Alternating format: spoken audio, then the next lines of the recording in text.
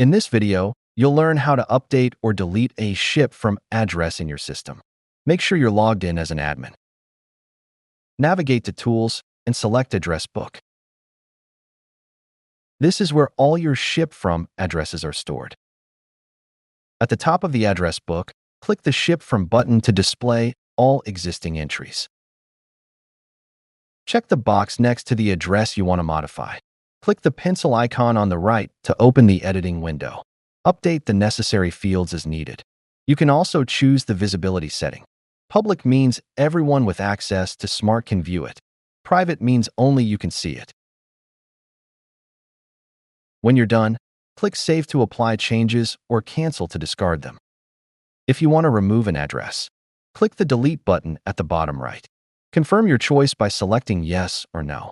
To confirm your edits or deletions, go to the Shipping tab.